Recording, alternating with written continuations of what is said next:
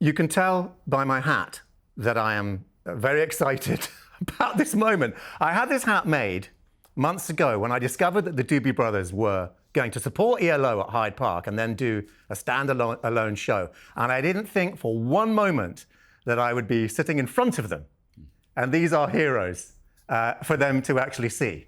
The proof that this is my favorite incarnation of the Doobie Brothers. Gentlemen, Tom, John, Michael, Pat, it's really an honor to meet you. Thank you, Eddie. Thank you. Appreciate it. I'm so happy. So, how are you feeling? Isn't it wonderful to get the crew back together? Talk me through how are you feeling right now? We got the band back. We're getting the band back. I know, it's such a meme. It's such a cliche. Well, why don't you talk me through, like, who was the driver of this happening? But who did the heavy lifting? Which one of you probably pushed for this more than any other? Who was it who kind of really made this happen? One of you want to fess up? Mikey pushed his way in. Yeah. Elbowed his way. You know, this is really crazy, but I don't really know. I mean, it was a great thing. We're all happy it happened, but I don't remember who facilitated all this, which is kind of nice. Well, you know what it was. Pat! Okay, Pat, come on. It was come a on. 50-year anniversary touring. That's what it was. And yeah, seriously, because we're on 55 now. Yeah. We started in 2020, and that got canceled because of COVID. Yes. And then the next year we were out 21, 22, 23, 24. We've been out with this setup. Right. You just haven't been here. So So I'll tell you the real story. Okay, come on, Pat. Well, Mike and I saw each other on and off for years. You know, we have through the years, and I don't know how long ago. Quite a few years ago, actually. I think It was one of your guys' last records. I want to say Cycles, maybe. But it was when you were visiting over in Maui. One time we were doing some gigs, and I said, you know, would you ever feel like coming and playing a couple of shows with us? And I might have mentioned it already to our management, you know, but Mike said, sure, yeah, just let me know, you know, and I was picturing, you know, a couple of shows. And so then I went to the guys and I said, what do you think about Mike coming out and playing some shows with us? And everybody said, sure, that'd be great. And I think you might have already at some point come and sat in with us maybe. Times, and so we have done, you know, corporate gigs and stuff where Mike was part of the band anyway. But anyhow, make a long story short, we approached him and said, hey, would you want to come and play some shows with us on this 50th anniversary tour we're doing? And I think it just kind of snowballed into, you know, more shows and, you know, bigger deal. Yeah, and wonderful that you are. Well, you strike me as a band that's very happy on a stage, which kind of separates you from a band like Steely Dan. You know, you're comfortable with live versions of Anything songs. to avoid real work. Well, and the short version of what Pat said is now they're trying to get rid of me and they can't. You made yourself completely, unget-riddable of. Well, would you say that, you know, would you agree that being on a stage is a happy place for you guys still? Absolutely, yeah. We have a good time every night. That's huge. I mean, to look forward to a show because we enjoy playing together is a big deal. And then the crowd responding in such a positive way is another big deal. So it's a win-win all the way around. They get to see all areas of the band and they're happy about that. Yeah, I don't think we ever really thought about it much, but we always had fun playing together, you know. And like any other band, we had our moments with, you know, we might disagree on some things, throw a little furniture at each other backstage. But we always forgot about it when we walked out on the stage. You know? I always say, without conflict, there is no progress. That's right. It's like a marriage. You know? But we always had fun playing together. And it's only really gotten, I think we've become more grateful the older we get to get the chance to keep playing these songs. You know, and for me, I really always missed playing the Doobie songbook, you know.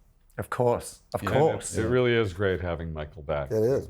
I mean, well, let me rewind the clock, and because actually, let me do that. Let me do that in a moment. I want to first of all just say the ELO thing that didn't happen. What a shame. Yes. Yeah, But- that was a bummer. But, because I mean, Doobie Brothers in the Sunshine would have been, in London, would have been something else. But it's just going to make your standalone show even better tomorrow. It's even more special, I think. What I wanted to ask is, because I saw you support Steely Dan, and I might have seen you support ELO, you've got to be a very, very confident band to have the Doobie Brothers support you, because, you know, your songwriting, your playing would blow most bands out of the water. So it's like, you know, you wouldn't turn up to a wedding in a nicer dress than the bride. You know what I mean? Like, is there, when you're supporting, and be honest here, is there a part of you that goes, boys, we better take it down a notch because we're here to support? Or do you go balls to the wall and try to win the day? I don't know if it's even so much you just try to put your best foot forward. I think it's the way everybody looks at it. It's another show, and you do the best you can. Yeah, it's not a competition, but we owe it to the audience to be as good as we can be. Uh-huh. I don't think Jeff Lynne would have anything to fear from. Yeah, exactly. Well, you know, ELO, Steely Dan, those are two bands that I think would be, you know, feel secure enough to have you guys. I think the advantage too of opening act status for a band like ours is you condense your set down to something a little shorter, so you really lean into the hits, you know. And, Right. Whereas with our normal show, we might introduce some songs that are a little more obscure, or more album cuts, you know, if you will, you know. But yeah, no, we've always enjoyed, and I think we've always enjoyed having opening acts that gave us a run for our money, because we always found that the audience was much more primed when a good act played before us, and it was almost, our job was easier, you know. It can be a little harder to get up behind an act that hasn't really captured the audience's imagination too much, and then you have to kind of pull them back from the doldrums, hopefully, you know. And so it was always a boon to have a good opening act, and we try to be that, you know. Great. Well, yeah, you know, I know in tennis and certainly in football, soccer, when you play a better team, it raises your game, doesn't it? And it goes the other way. Last live related question, and it's just a bit of fun, really, a sort of a then versus now. And be honest as you can, be honest as you like. What was on your rider back in the day, and what's on your rider now? What are the standout Not things? the same. I can't even tell you what was on the rider in the old days, to be honest with you. We had a guy that toured with us, took photos, did all that kind of stuff, and he kind of took care of that. This is in the earlier 70s. And now it's, you know, healthy stuff and, you know. Booze. No booze, yeah, no none of us booze. really- Oh, really? No booze? Yeah, none of us drink anymore. So Well, good on you. We Case got it of done Geritol. early, you know, we got it out of the way. Yeah, exactly. Yes, yeah, exactly. We learned a few things not to do. no brown M&Ms. Well, no, that was a blue M&Ms, and that was Van Halen. So And that was. Do you know the actual story of that? Kind of. Because right, it was on their tech rider. Yeah. It was right at the bottom of their tech rider. Really? And so if there weren't blue M&Ms backstage, then they would cancel the gig. And when they did cancel the gig, and everyone's going, "Oh, are you divas?" The stage collapsed the next week at that venue, because it's all about, you know, did you get to the end of the tech rider? That's all it was. It wasn't sort of diva stuff. We used to have socks on our rider at the end of the tech rider. Foo Fighters have that. do they have, Foo Fighters have 12 white sports socks. That's us. Yeah. So that must have been where it came from. But they have 200 We Marlboro stole it Reds. from them. 200 Marlboro Reds too. So let me rewind the clock now, and I touched on this earlier, but I was jumping the gun. Let's go back to when Michael first joined, and I thought it would be nice for each of you to give me 2 sentences. Tom, John, Pat, give me 2 sentences how you felt and what happened to the band when Michael first joined. I thought it'd be nice, rather than have one spokesperson, one spokesman, to have each of you, your feelings and from your angle, from your point of view. And then after that, Michael, from your point of view, what it was like for you. So Tom, why don't you start? You mean at the start of touring again with Mike? Yeah, when you first, I guess it was Jeff who brought Michael into the band. I wasn't there for that, so you won't get my... Oh, okay. Oh, fair I'm enough. yeah. Sorry. But you still have an Michael opinion on joined that. before I did too. So but I was friends with Keith Knudsen, and I remember Keith when I heard "Losing End" when Michael first joined the band, one of Michael's first songs that he submitted, and Keith said, "You got to hear this guy that's playing with us now," and I was immediately blown away. It's like, where did that voice come from, and how did boy, this is going to be interesting to see what the Doobie Brothers do now, because they were great before, and now they've got a whole other element. So it was I was impressed. Well, that's the key point. The Doobie Brothers were already fantastic. Yeah. And then Michael joined. Right. And then, well, for me, then took it to another level. But Pat, what was your feelings, and what do you think? How did Michael change the band, or did it change for you, and how did it change? Gosh, I don't know. Yeah, you do. Well, I think it's history, sort of.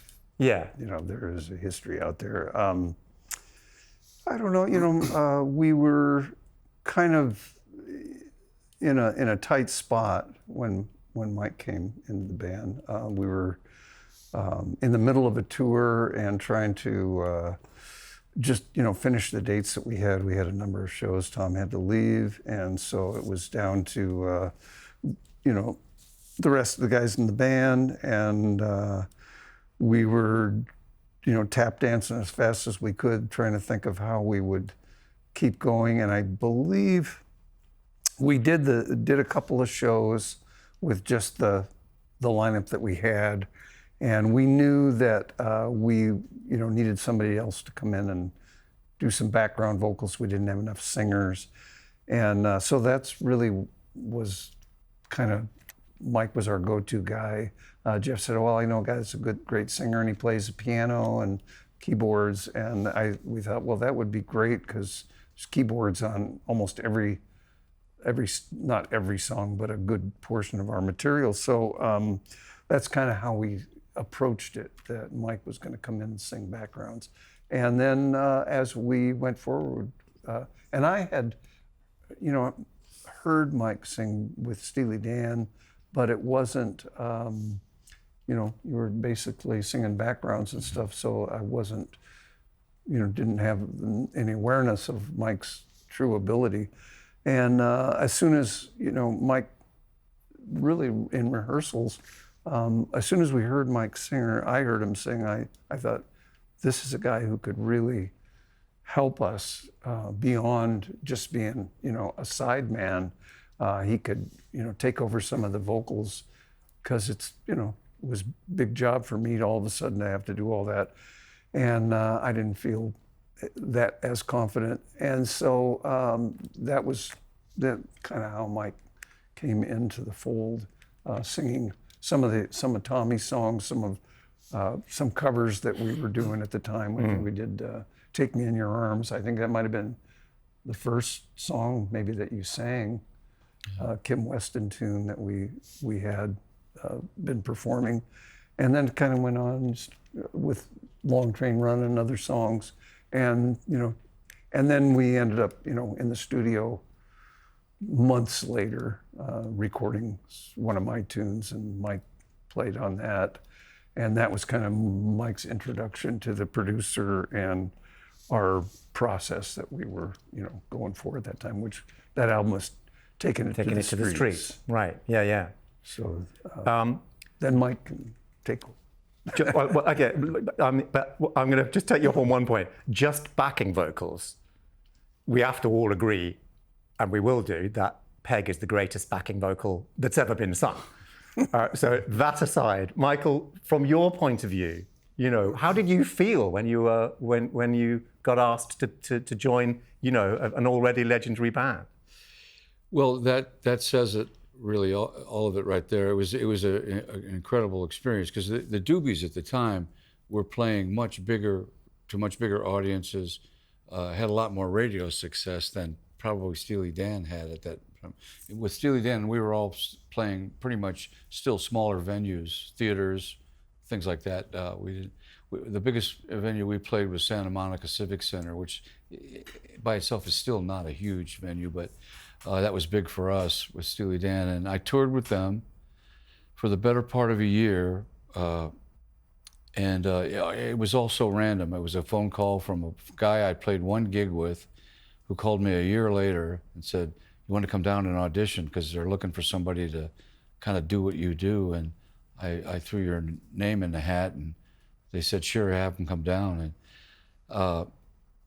I just rehearsed with them for a while, and pretty soon I realized I'm learning all the songs. I started to think, well, maybe I got the gig. I don't know. Nobody said anything. And that was Jeff the Skunk Baxter, right? No, that was Jeff Porcaro. Oh, Jeff Porcaro, of course. And then I got to know Jeff Baxter that day, and we toured for the better part of the U.S. and Europe. So when I came back, of course, it was like Timothy Schmidt and I always like to laugh about the fact that, you get that gig that you've dreamed of, and the band breaks up, 2 weeks later, So Yeah. that was our story. He was with the Eagles for about 6 months, and they blew up, and Steely Dan, we got back from the tour only to find out that Donald and Walter had no intention of touring anymore, and fired everybody, and we all kind of still worked in the studio with them, but it was down to those two guys. When the band, when I got the job with this band, that was more money than I'd ever made in my life playing music, and they actually, paid me money when we were off. I was like, oh my God! On a retainer. How does that happen? So, but it was just such a wonderful experience, and the songs were so great. Between those two bands, they were like, it was.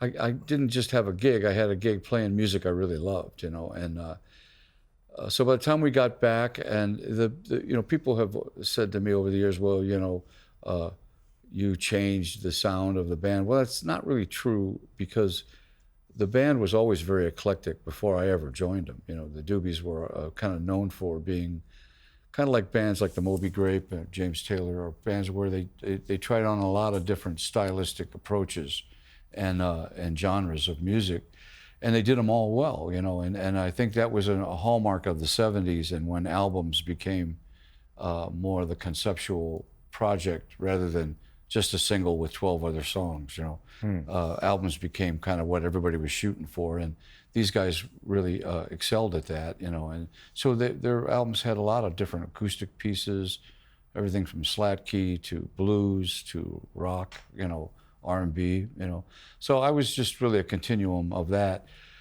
But the biggest challenge, I think, for all of us was the void left when Tom wasn't able to tour. It was really not so much anything I did, but what we all did collectively, because we were trying to fill a huge void, and trying to come up with an album at all, and so we worked hard at that. I don't think we knew what we had at the end of it, but I do remember hearing Taking It to the Streets in the studio after we cut the track. And by the time we walked in, the engineer had a pretty nice mix going, And I remember hearing the first few bars of it, and I kind of went, wow, sounds pretty damn good, And it's that moment, you chase the rest of your life as a recording artist. You're always hoping for that. Once you walk in the room, am I going to like this? Am I going to feel like we really nailed it? And that was one of those rare times when you really feel like, oh, that's a little better than I thought it was, sitting out there on the floor, The magic, the magic fairy dust is there. They got it in the mix, We mentioned Jeff, the legend that is Jeff the Skunk Baxter. He said, I'm not sure how recent this was, but this was in an interview that I saw with that fabulous YouTube guy, Rick Beato, or Beato, I'm not sure how he pronounces that name. Jeff said that he thinks that Living on the Fault Line will be looked back on as the greatest Doobie Brothers album ever, which is kind of interesting. And what's interesting is that he says it isn't now, but it will be the greatest Doobie Brothers album ever. Now, why do you think he said that?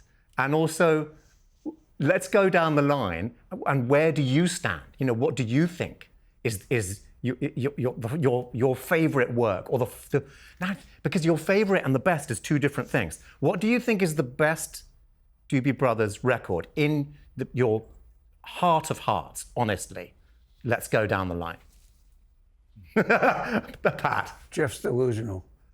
The cover, however, was very nice. So that answers why. So that's what you think he's delusional to say that. Not really, but he has his vision. Yeah. Jeff's kind of a fusion guy in his heart. I think he's sort of bebopper. I know for a fact. Yeah. That is in his heart, and so that album probably comes as close as any of our albums to that ideal that he feels, of eclectic kind of a little bit of jazz fusion going on. I think we were equally delusional, all of us at the time. We had fun doing that record. I'll say that it wasn't our most successful record, and I don't know, what the perception will be, but we enjoyed doing the record for what it's worth. The album we just did is right now my favorite record, and maybe that's just the way it goes for musicians. It's usually something that you're currently involved in and that you sort of set your sights on and your heart into. And so right now I'm feeling really good about this new album. Absolutely. Totally. However, your favorite and the best are two completely different things. It's like Terminator versus Predator. It's my favorite. Like Terminator is the better film, but I'd always put on Predator first because I don't know, it's my, it's more of a favorite. So your last album, your current album is your favorite, and I completely get it, and it's a fantastic record. What do you think is the best one? Like in response to what Jeff said, what do you think which one do you think will be looked back on as the greatest one? I mean, I'm a minute by minute guy. I'm gonna just put that out there. But like my opinion doesn't mean any more than anybody else's opinion. Right? It's just what's in your heart. Well, for us, it's subjective. Yeah. So whatever your answer you're gonna get, it's gonna be something that I think more will be associated with a personal investment. For instance, one of the records that isn't really that successful for us was Brotherhood. For me, I played some of the better guitar solos I played on any records. I hit some of the vocally heights that I won't say I never hit them on any other records, but I really kind of nailed a lot of different styles and concepts. I think it's kind of an underrated record in terms of people's perception. So that's, every record has a certain value for me. Each and every record for me. And I often do this, we wrote our autobiography recently, Tommy and I kind of went through every record, and as I was scoring them, I realized that every one of them hit for me because the experience is individual and of the moment and highly valued for me. So to say, oh, this is my favorite or that's my favorite would be taking away from any other value that I had for any other of those records, and I can't. I would find it impossible to do that. Yeah, I get the whole. You can't name a favorite child, and it's a little bit like that. But if we can be dispassionate about it and just Could go, I weigh in here on this? Huh? I would like to weigh in on this. Please do. Because there's a lot of great records that we made. I seriously believe that. Yeah. Some really great songs on several of the albums. Yeah. From everybody. And I have to qualify what I say because I left, came back in 76, but I left in 75 from a stomach ulcer. I had to go off the road. I couldn't play anymore for a while. So that took me a year to come back. By the time they were doing Taken to the Streets, I had one song I put on the album, that was it. So a lot of stuff was done, including Living on the Fault Line. I wasn't there for that either. I had left the band by that point, and I was off doing solo records. But I have to say, the overall work of this band, in all facets of it, all eras of it, has been quality. It's been really good stuff. We didn't know it at the time. We might have gone, we were just kids when we started this. And the first album we did it was an experiment, basically. And I think for the producer as well as us. And it wasn't really what we wanted to do. We figured we were more electric than just kind of a lot of acoustic album. But it grew. Each successive album, which is basically one a year, grew. The things we tried in the studio, the sounds we tried, synths and all that kind of stuff. But the writing, too. The writing started to expand and bring in more territory, if you will. And side guys would play on it and stuff. It was an interesting metamorphosis for this band. We grew with every album. And then I think with Take It to the Streets when Mike came in, that's another growth period for the band. And I think that's when everything transitioned to that style because of Mike's abilities and where he was as far as his musical tastes and what he would write songs like. And I wasn't there for pretty much the rest of that time in the band. We started back up in '87 and did Cycles and we did Brotherhood and then we kept going. But so there's a period of time there that I wasn't around. So I can't really qualify after the time that I was there, other than I admire them. I think it's great work. I think they did a great job. And so that's pretty much where that whole thing is at. I mean, I'm asking for subjectivity here. Like You just got it.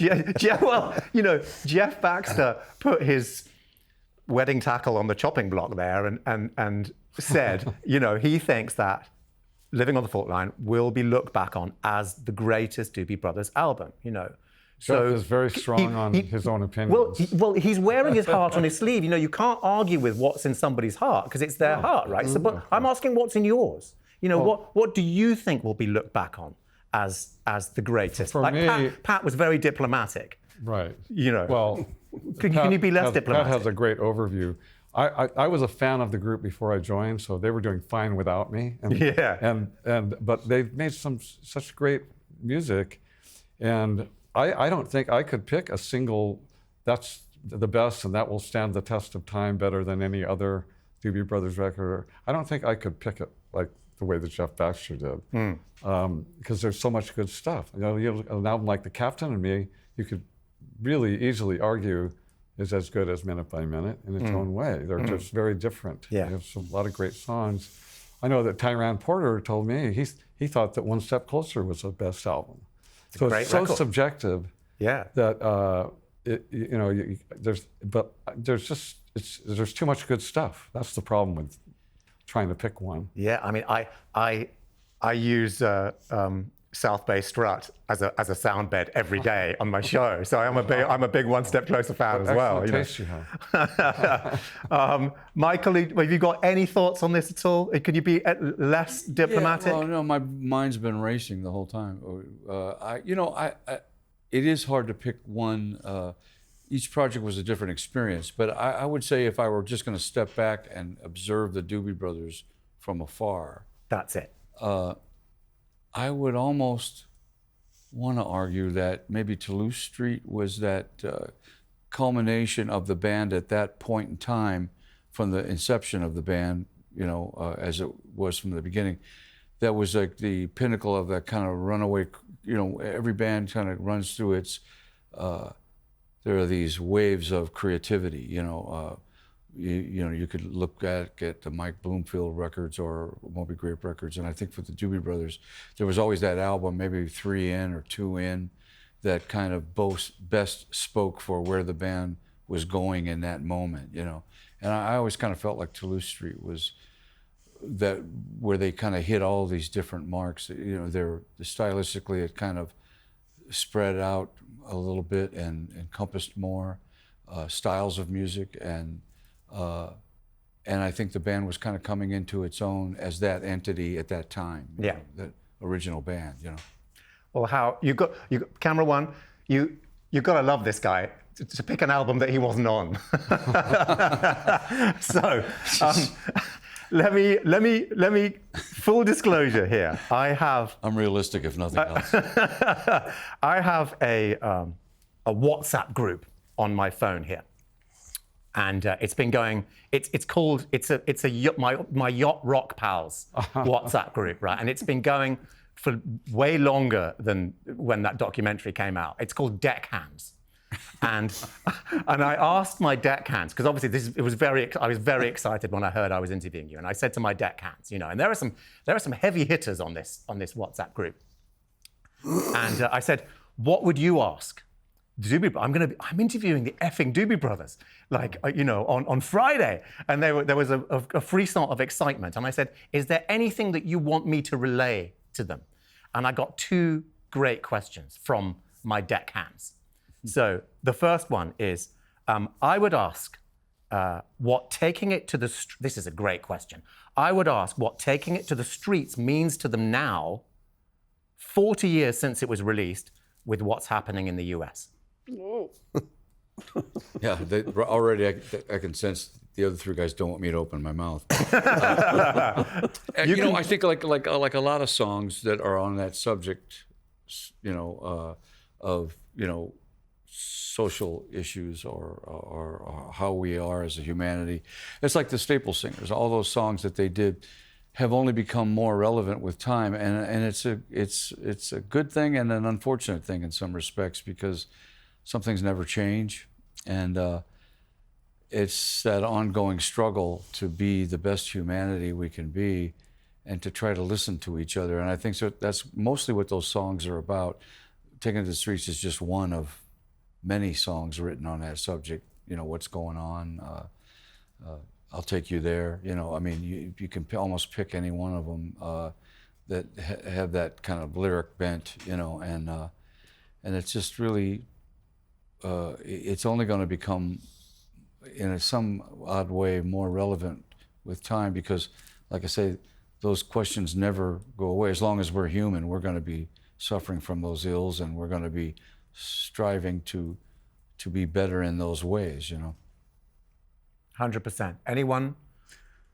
I noticed coming in the building, up on the wall was this huge mural with, I would suppose it was kind of a mantra for the people here in the building. The first thing it says is, we try to tell the stories that matter. And I think that's probably the job of artists in general, is to try to create a certain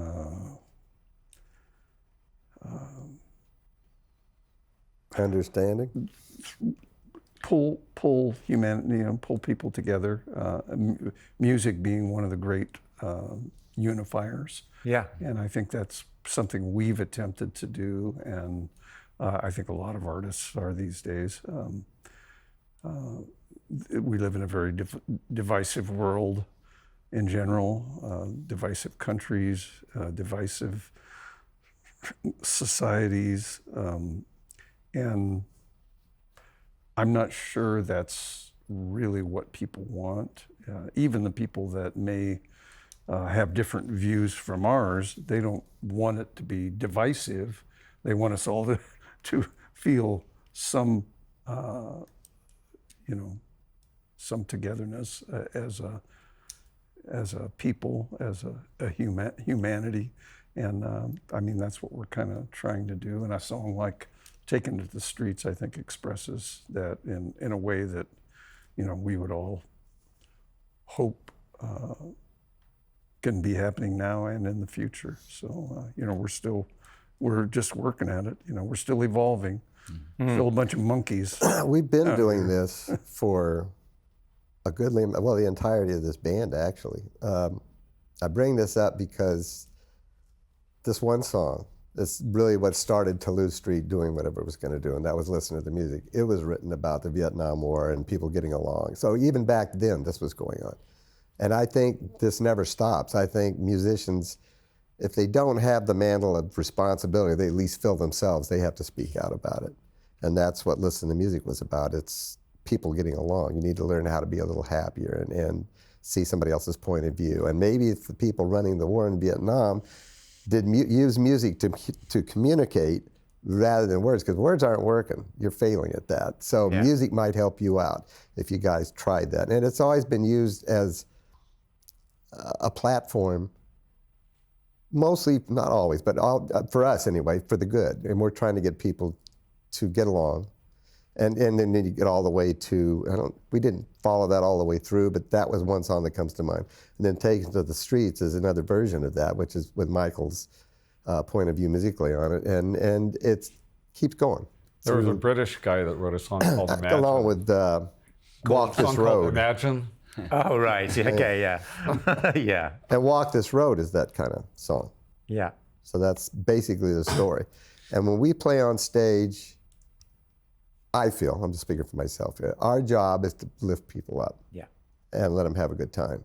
Especially nowadays, because times have gotten a little dark, especially in the country we're in. And to be able to give people a break from that and enjoy being around each other and have a good time, doesn't matter what everybody's from politically and all that kind of crap, just as humans. That's huge. That's a big deal. Yeah, yeah. And I can see you as a real unifier band, that your audience would be, not that it matters a jot, but politically massively divided. If it was going to be a discussion, there would be a fight at your gig. But you're unifying all of these people. Well, that's a good thing. There's something very profoundly wonderful about that. Because they realize their humanity is what they share. And that's, not thinking that, but I'm just saying that's what the important element is. People have so much more in common than they have that divide. I think, too, that, music, where we have an advantage in what we do is music all by itself is that one thing that resonates with human beings in general. It's what makes us human, and one of the things that makes us human is our ability to hear the language of music and perceive it. And anytime you introduce something that we all have in common, and it takes the noise away from all the things we feel we don't have in common, it's a step in the right direction. It starts to remind us that we really all want the same things, and there are certain innate things that we all agree on. It's like when religions go to war with each other. They all say the same thing. There's one God, and He made us all. You think that would be enough for us to not kill each other? Yeah, you think. but still, here we go. My God's better than your God. Exactly. Let's not go down there. I've got, before we get into the new record, and I really want to do a deep dive into it. One more question from my deckhands. Well, actually, yeah, it is a question, and I can't read it verbatim because of taste and decency on TV and radio. But let's just paraphrase to say, how the fork does Michael's voice sound like he's 25 at 73? Well, it's an illusion. It's smoke and mirrors. That's not true. It is richer now, but my gosh, it's still totally there, isn't it? The magic's there. You're nice to say that. I think what it is with the voice, and I think we would all agree on this, is as you get older, you are constantly renegotiating with it, Yeah. And you're looking for what strengths you have left, and accepting the things that you used to do with your voice that just aren't in the cards anymore. There's a lot about my voice that has changed over the years. Not necessarily for the better, but you kind of lean into whatever strengths you have left, and we're all fortunate to still be doing what we do, physically, because you're not always that lucky, Yeah. My biggest fear at this age is that getting up there on those nights when it's just not there, which tend to be a little more frequent than I'd like to admit, Right. But we came from a long history of getting through it, playing club gigs when you'd lose your voice halfway through and you just keep going, So you have to kind of plug into that mentality of like, okay, I'm not going to worry about this now. I'm going to figure out a way to eke this out and make it sound like, I'm actually singing a song here, because there are those nights, Yeah. One of my favorite singers swears by something called throat coat. It's a tea. Mm-hmm. You know that? Yeah. Slippery elm bark, right? Yep. We drink it by the gallons. You're Well there known already. in the biz. Of course. We always sounded like we were 73. Our age just finally caught up with our voices. So let's get into the new album, and the magic is very much still there. I was absolutely blown away because, let's be honest, when a heritage band gets back together, let's get the band back together, let's write a new album, it's normally a great big steaming pile of dog poo, right? But you've absolutely smashed this ball out of the park and into the car park. I can't recommend it enough. I can't love it any more than I do.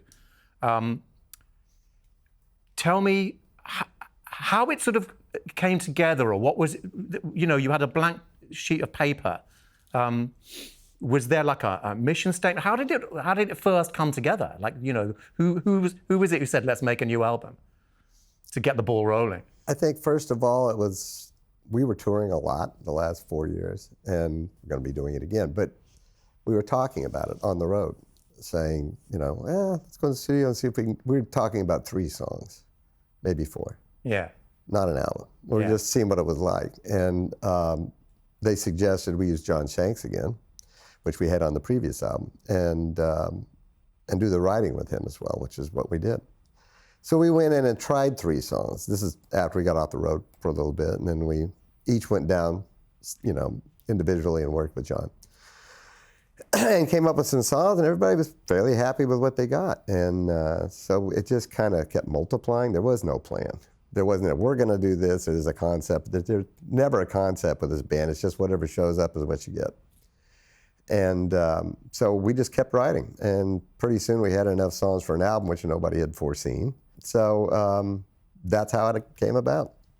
And it to my ears, it rocks more than I thought it would. It sounds almost like an old school Doobies album without Michael, but with Michael now, if that makes sense. Kind of Love That Lasts that Mike did. Yeah. I've never heard him do a song like that before, and I thought I love that song. I think it's killer. New Orleans kind of thing. Yeah. Second line. I think that's a great tune. I really do. To me, I'd never heard him do something like that with a band, and that was a step in another direction. I don't know how much John had to do with that, but... We said, Mike, you got to rock or else. Yeah, or get out.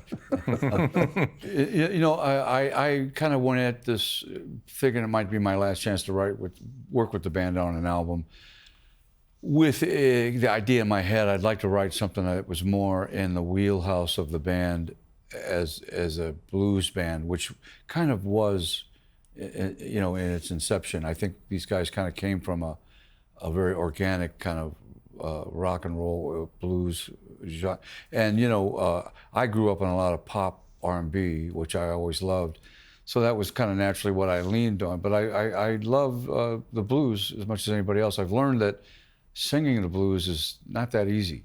That's a specialized thing. Yeah. And even though singing pop R&B is kind of in the neighborhood of it, it's not the same.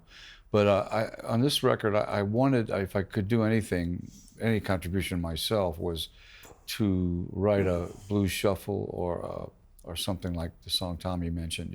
Something that was just a little more old school and traditional feeling thing. Not so much.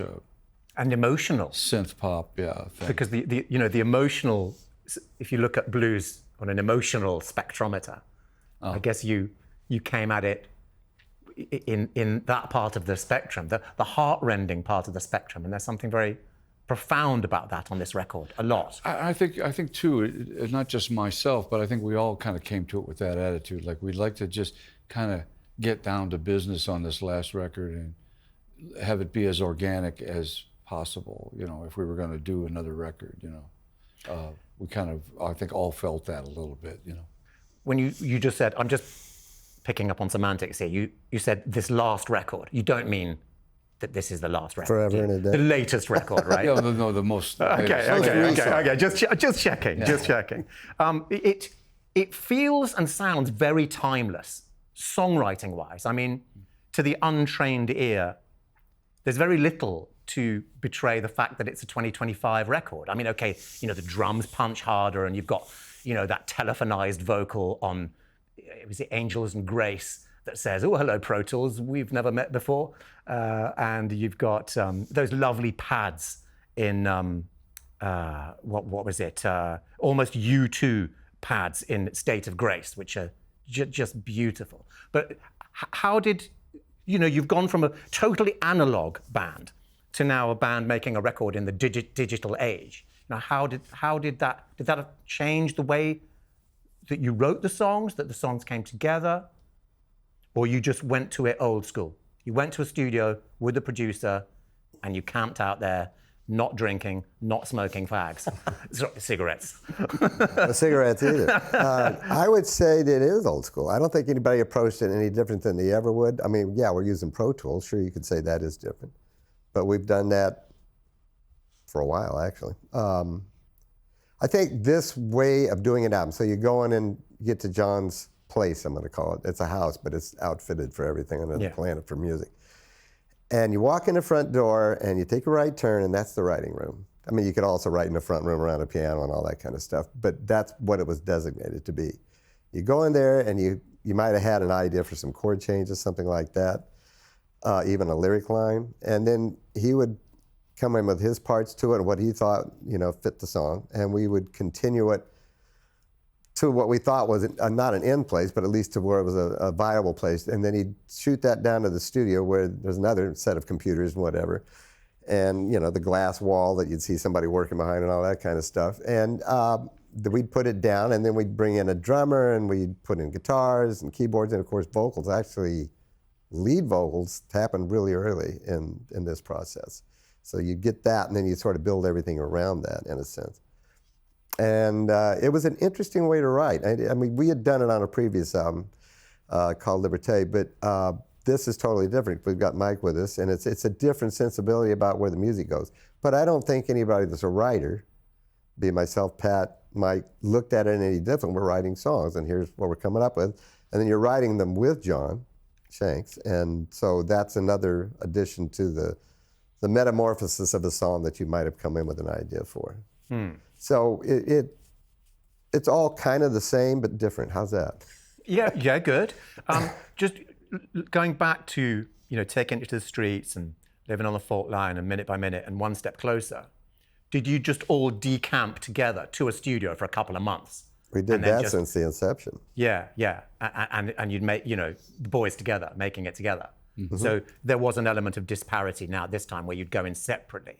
Right. And even in the old days, though, I mean, we used to hold up in a house north of San Francisco on the beaches out there, and we would run our stuff we were going to go in and record for maybe a month or so. I mean, we'd just kind of work on songs that were prospective tracks for the album, and we'd come up with these great arrangements. We thought, this is really working. And we'd go down to LA and get in the studio with Ted, and he would tear them to shreds and Is this Ted start from scratch. Ted Temple-Morris. Yeah.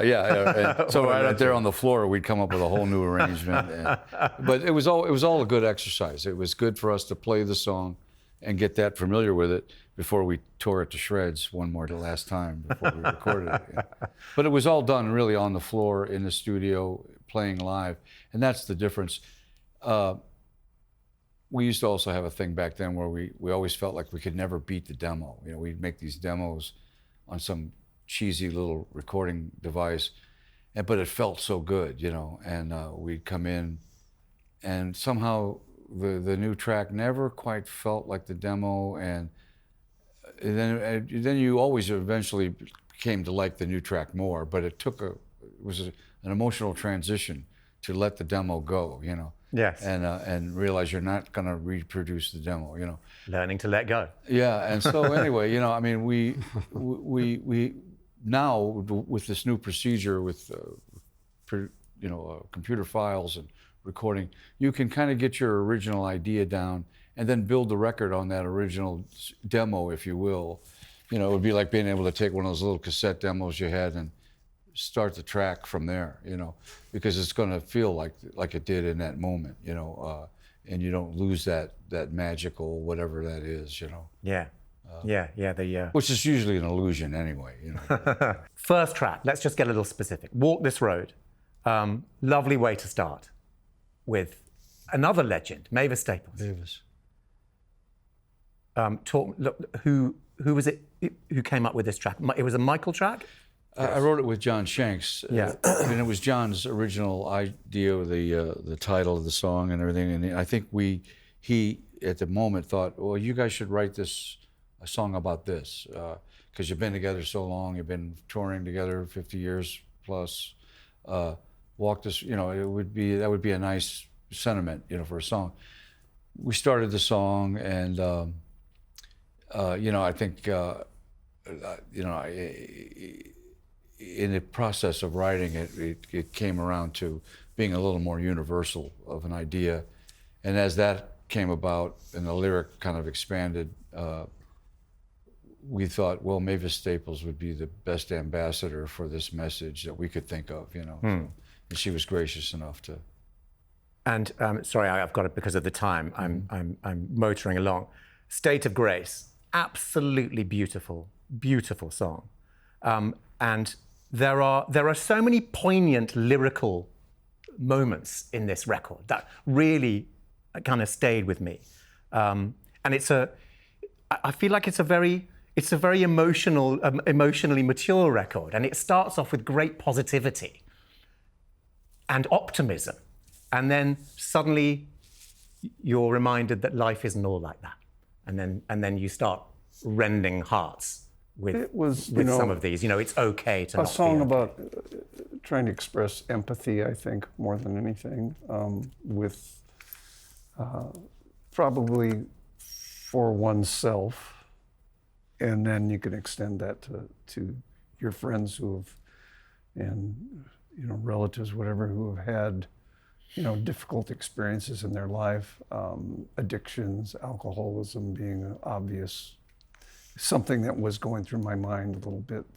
And then, you know, choices that we've made that have taken us down the wrong avenue, the wrong road, and trying to find your way back from that, and recognizing at some point that, hey, no matter what mistakes you make in your life, it's never too late to come back to who you want to be and live in the moment of your best self. And that's, I think, what we're all hoping for anyway. And that quest never ends from the time you're young to where I am now in my life and where we all are.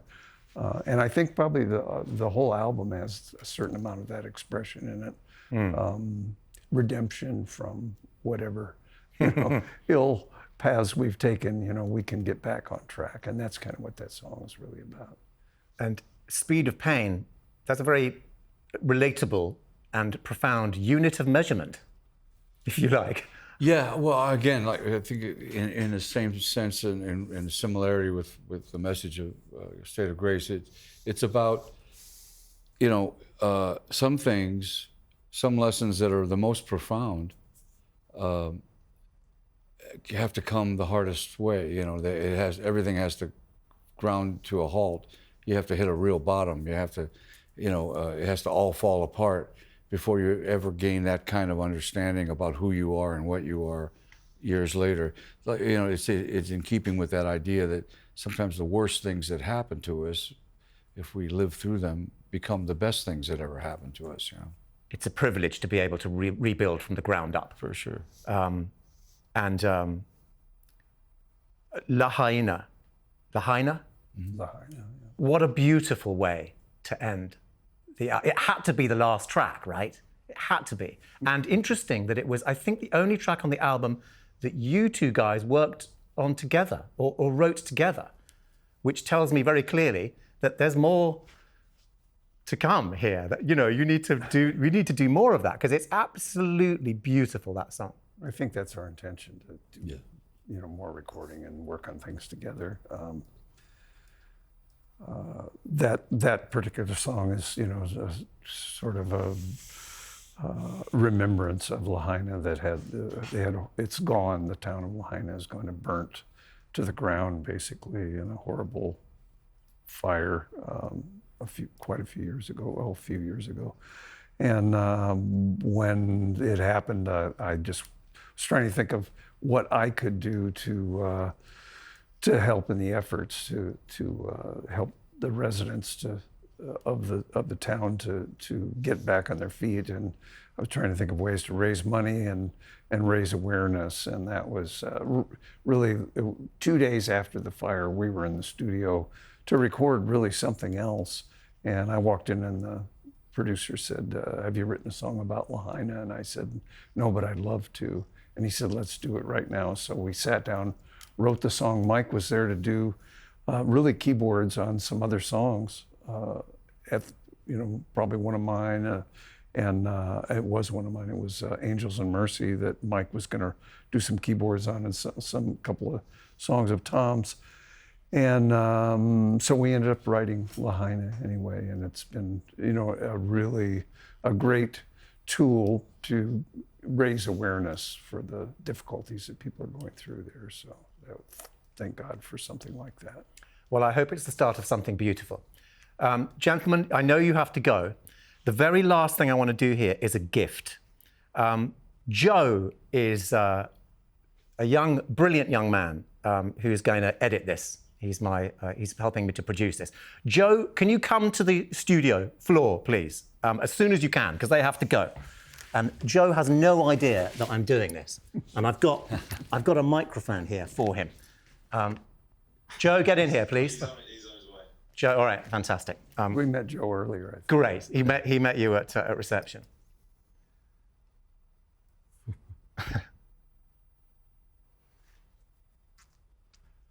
It's worth the wait. Well, he's going to have his work cut out editing this together. Right. Joe, come in here, please. Now, Joe, scooch down here next to me. Can you confirm that we have not had any sort of conversation and this is completely a surprise to you? I did not know anything about this. Okay, this is my gift to you, gentlemen. How old are you, Joe? 25. And when we met, you were 24. Yes. And when I asked you what your favourite song ever was, what did you tell me? I told him it was What a Fool Believes. By the Doobie Brothers. And he was 24 years old. Gentlemen, your immortality is assured. You're right, he is very bright. So, thank you, Joe. Thank you for your honesty. Thank you, Joe. There you go. I mean, I love that guy, and for many reasons, and that's probably the greatest reason. We bonded straight away. We have and this is my wrap up. We have a genre description in the UK, which precedes yacht rock by many, many years, decades, in fact. And we call it blue-eyed soul. And do you like that? It's been around for years. Oh, right, there you go. Well, in my heart of hearts, I feel as though you are blue-eyed soul's greatest exponents. It was an honor and a privilege to chat to you. Thank you for your time. Thanks, sir. Appreciate it. Appreciate it. It's been fun. Virgin Radio.